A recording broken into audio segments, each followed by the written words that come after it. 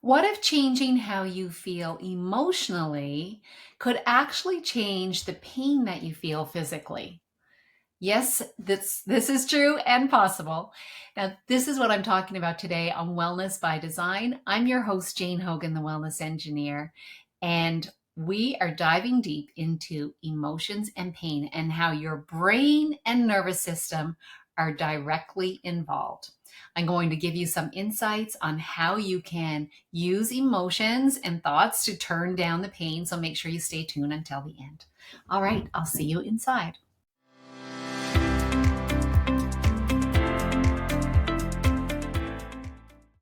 If you've ever wondered why pain flared up, even when there's no real clear reason, you haven't done anything physically, this episode will help you understand why your brain may actually be turning up the pain. So, I want to give you some real tangible takeaways on how to use your brain and nervous system, change your emotions to dial down pain. All right, let's just make it clear right from the beginning. When I'm talking about pain and the brain, I am not saying that the pain is all in your head. The pain you feel is real. Any pain that you feel is real pain. It just means that your brain is involved in interpreting the pain. Okay, interpreting what's going on. So if you change what you're thinking and what you're feeling emotionally, your brain can use that to interpret what you feel physically. I know, it's actually a superpower. It really is a superpower for you. So let's talk a little bit about what the brain has to do with pain. So really, pain is a protective output of the brain. It's not just an input from the body. So we are so conditioned to believe that any pain that we feel has a physical reason. And it's really hard to shift that paradigm. I know it's so pervasive. But the truth is, and what we're learning from science now, a lot of science and a lot of studies, is that the pain is directly related. Most pain, and it's called neuroplastic pain. Most pain has a physical, sorry, has a is being turned on by the brain, and so this is why they're calling pain neuroplastic pain, because well, first of all, neural, the brain is involved. Neuroplastic, meaning it can be changed. The brain can unlearn pain. It is great at learning. Our brain and nervous system are neuroplastic. And so we can teach it something different. So just let me give you an example of like when you touch a hot stove, for example, you're right away, there's a signal like pull your hand away. Your brain knows, it's perceived this message before that if you touch something hot, you're going to get burned. So it quickly turns on the sensation of pain so that you'll pull your hand away. Now, we also know that the brain can turn on pain even when there isn't a physical reason, like people who have had a limb removed, for example. They'll have pain. They think they have pain in the limb, but there's no limb there. So there's no reason, no physical reason for the pain. And our brain is sort of always interpreting. So it has a filter on what does it think the pain means? Or what does it think the sensation means that we're feeling physically?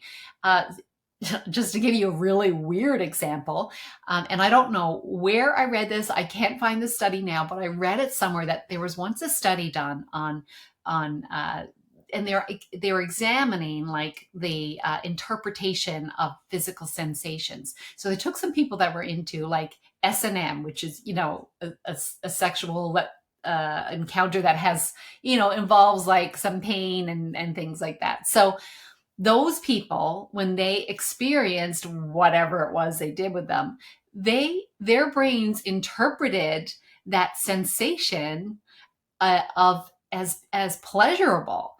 Now, if you they took ordinary people who had the same whatever it was treatment, and they interpreted that as painful. Same thing happening. It's just different brains, different filters, right? Similarly, like, I can have the same experience as someone else in terms of, flying on a plane. And I'm not nervous about flying. So to me, something, if we have turbulence, I just, it doesn't bother me. Someone else takes that same experience and interprets it in a different way and could have a panic attack. So it's really just our filter that's allowing us to interpret physical things and decide whether this is pain or not. Now, what we do know is that the emotional centers and the physical pain centers are in similar location in the brain. And so that's why if we're experiencing emotional pain, it can also turn on physical pain in the body. So, and the brain is going to go to easy pathways. So if it already has neural networks turned on for pain in the past, so in other words, you had an old injury or pain somewhere before, then it's going to turn those ones on again because those are easy ones for it to turn on again. It knows those pathways. It's already learned those pathways. It doesn't have to relearn them. So that's why you may, like, all of a sudden have an old injury that starts creating pain again. Okay, so let's talk about emotions and how it influences the pain response. So emotions really create chemical messages that change the state of the body. So the limbic system, especially the amygdala in the back of the brain, it detects threat. Okay, so we have this emotional event and it detects this as a threat. I know, it's just so weird. It could be like a fight with someone, but that's a threat. It could be stress about an upcoming event. And it interprets that as a threat. It could be like changing in the weather. I've heard so many people say that, oh, bad weather's coming, makes my pain worse. So again, interpreting that bad weather coming as a threat. So it starts to change the signal in the body, and then it can change our body chemically. And then the brain gets the message that, okay, I got to turn on some protection for this person, and turns on the pain response again. So fear, worry, or anxiety are associated with a heightened danger signal. And when the brain and nervous system sense danger, they switch from the parasympathetic state to the stress state, the sympathetic state. And so in that state, it starts like tightening and turning on things, and it can actually then even create pain. And one thing that I like to talk about and share with people who have pain is what we call the pain fear cycle. So once you experience pain, I know a lot of people that come to me already have chronic pain. And so they've probably been in pain for a long time, maybe years even. I've had many people come to me who have been in pain for years. And so what happens when we experience pain is we experience, oh no. And so we also interpret the feeling of pain as danger. Okay, so not only like can we have emotional things going on, we can also feel danger about the sensation of pain, when really it's just a sensation. But if we feel the sensation of pain and we interpret this as dangerous, and I get it because I did it. Now, I'm sure you're not saying dangerous, but you're probably going, or you're feeling frustration, or you're feeling disappointment or fear for your future. Then any of those are really fear signals. So when you experience pain and then you experience fear around that pain, then guess what the brain does? Oh, fear. I better protect her some more. And it'll turn on more pain again, as in the form of protection. So it's turning on more protection for you because it's trying to do the right thing. I want to protect this person who's experiencing this fear. So it'll turn on more pain. And then what happens? You have more fear because the pain's getting worse. It's not getting better. It's here all the time now. I can hardly walk. All of these things start to escalate to keep turning on the pain. So that whole cycle is keeping you in pain. And it doesn't have to be that way, because if emotions can turn up pain, then we can also calm the emotions and turn pain down again. Let's talk about that a little bit. So I'm going to come back to neuroplasticity again. Neuroplasticity, it's the term that's used about the brain, how the brain can continuously throughout your whole life create new neurons. Okay, it can learn. It can learn throughout the rest of your life. So in other words, it learned pain.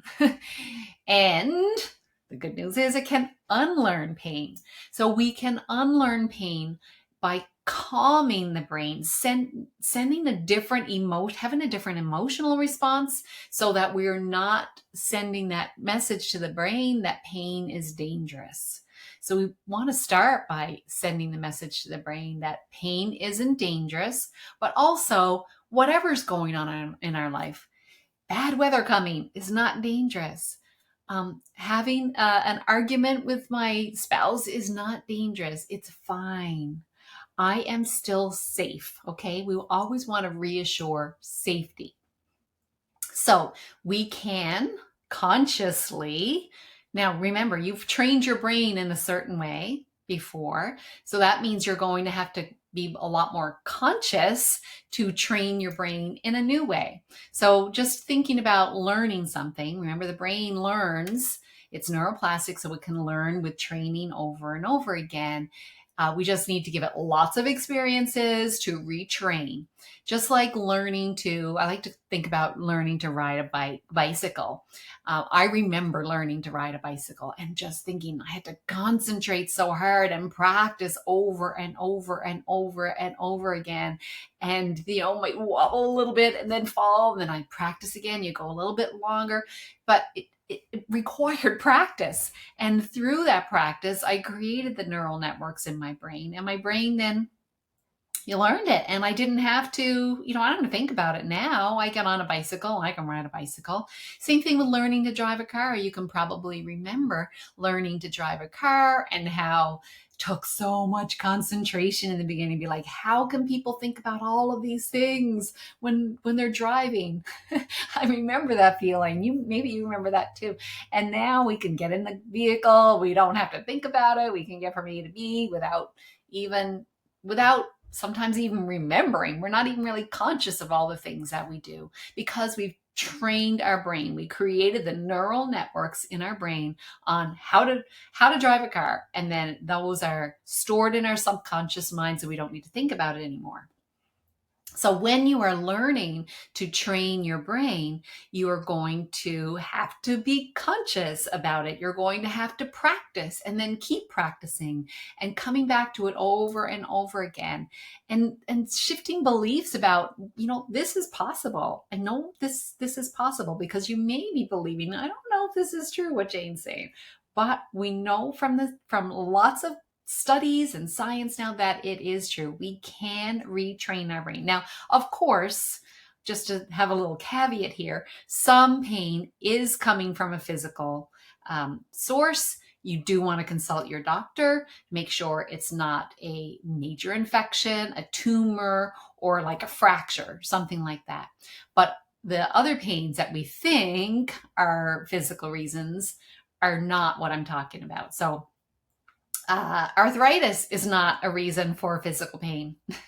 Believe it or not, even though we've really got that belief, right? That is true. It's not always true. And same with all kinds of physical conditions, bulged discs, degenerative discs, torn meniscus, tendinitis, like all kinds of things that there may be a physical component once things have gotten tight, but originally there is an emotional component. Okay. So we want to shift. The basis of this is shifting our nervous system. So shifting the nervous system out of that fear state to, which is the sympathetic state of the nervous system. It's the fight, flight, fear state. Sometimes it could even be like emotional shutdown. You just don't even want to do anything. So it could be that state.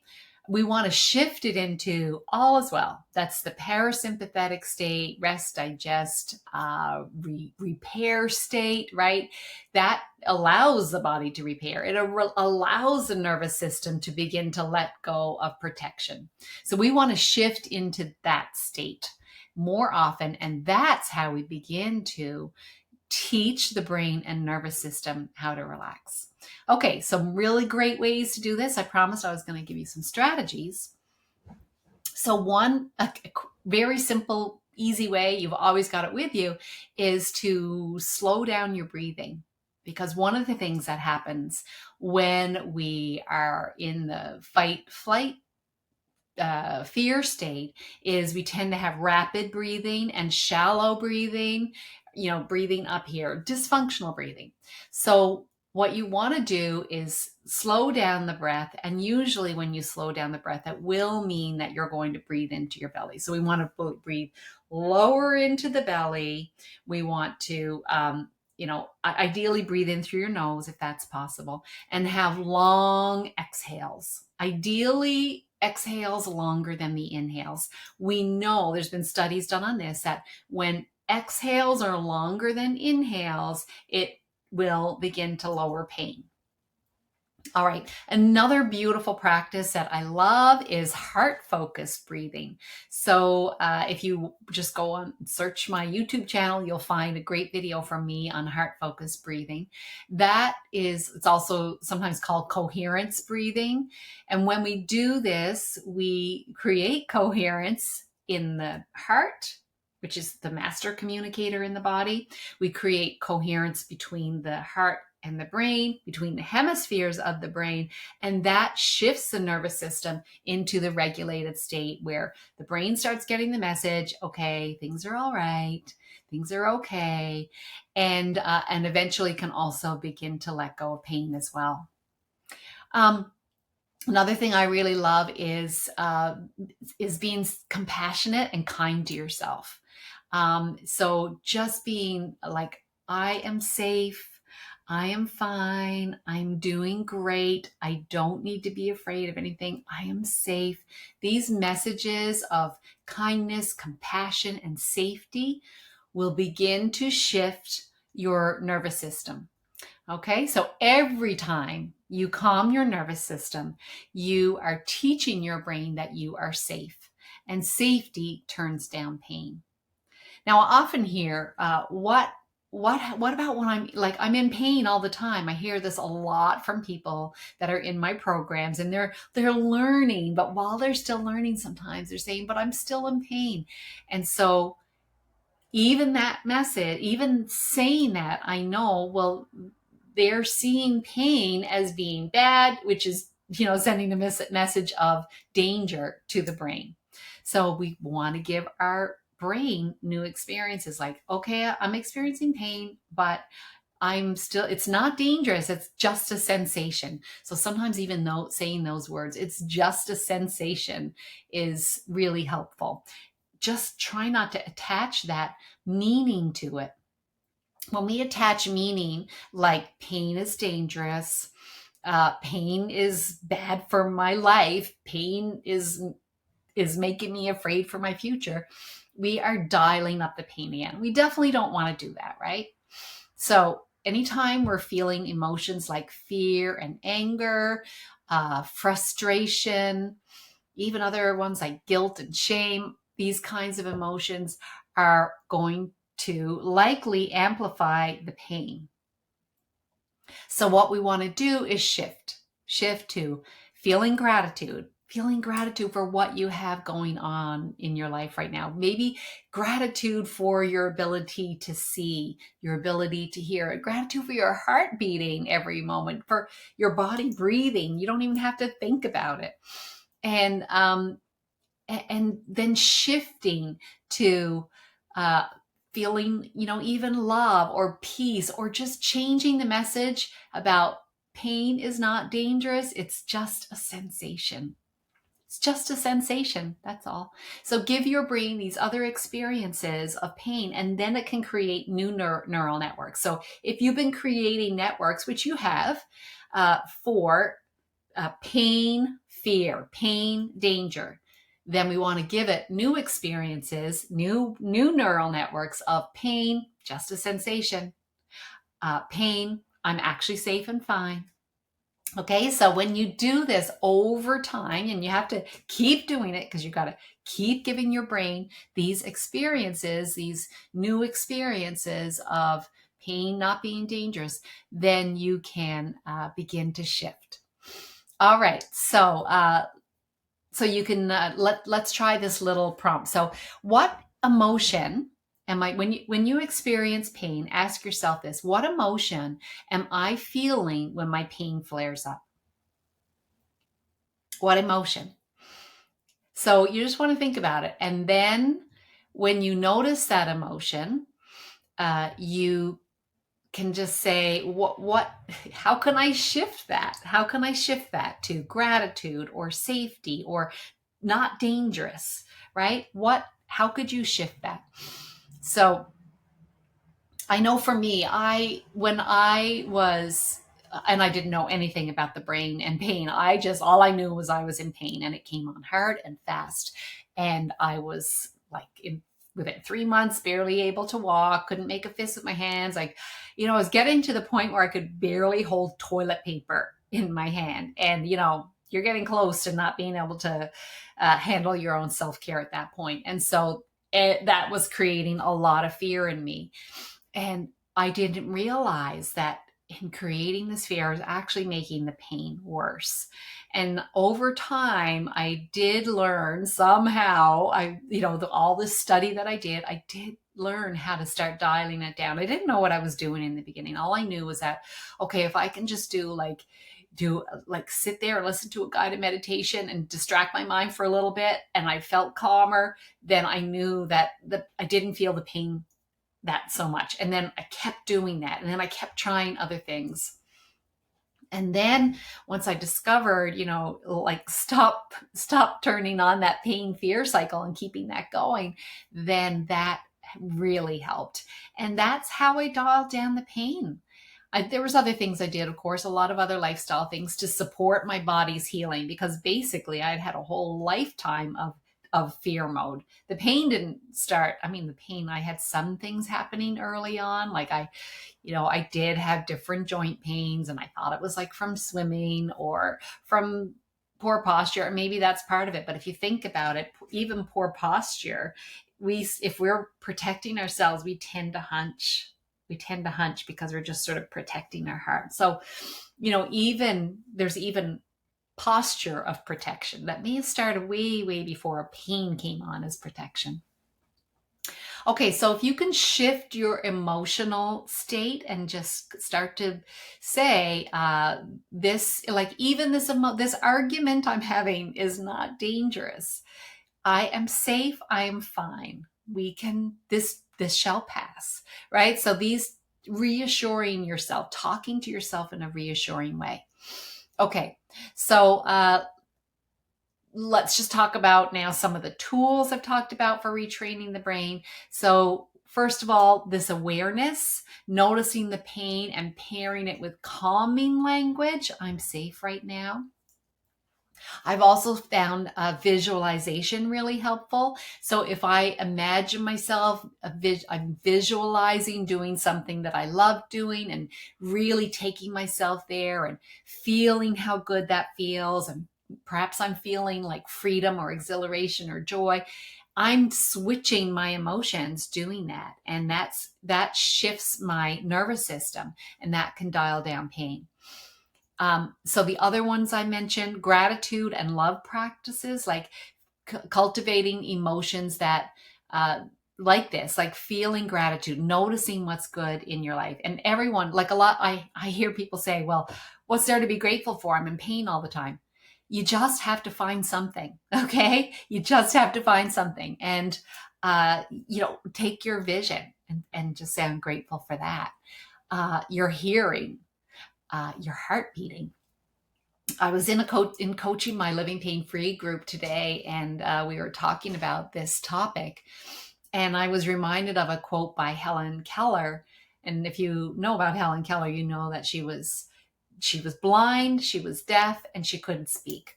She had a lot to, not be happy about. But this quote by her that I love, and it's something like, I have been given so much, I have no time to ponder what I lack. So she wasn't pondering what she didn't have or what wasn't good in her life. She pondered all the gifts that she had, and she was an incredible person. And so she was shifting her emotional state, right? And that's something that you can do too. You can decide. Your thoughts are, no one else is thinking them but you. So you have the power to change your thoughts, and your thoughts change your emotional state, and your emotional state can change your brain and nervous system. And that, my friend, can shift you out of pain. All right. You can do this. I know you can do this. So, just to recap again, I want to remind you that I do know that your pain is real. I have deep compassion for you because I also experience pain. I know what it's like, but I know that these are simple tools, and actually, it's empowering. It's empowering because the only person that can calm your nervous system and change your thoughts is you. But you can change your thoughts. You can change your state. You can change your nervous system. And so this is totally within reach. You can do this. All right. So if you like what you've heard about today, I invite you to download the free gift that I've got for you to help you identify whether what I've talked about today applies to you. How to know whether your brain is dialing up your pain. I got some questions for you to answer. All right. So just use the link that's in the description to download this guide. And I can't wait to hear how many questions you answer yes to, because that's going to give an indication as to whether your brain is involved with turning up your pain or not. Now, also consult your doctor, but this is a great little guideline. Okay, I shall see you again soon on the next episode of Wellness by Design. But I forgot to say, what's one thing you can do today that's going to shift your body into a healing state? What do you think I'm going to say? I'm going to say, shift your emotions. Shift your emotions to ones that are going to calm your nervous system. Keep changing your brain. Keep teaching your brain that you are safe. Pain isn't dangerous. It's just a sensation. And you can begin to dial back the pain. All right, I'll see you soon.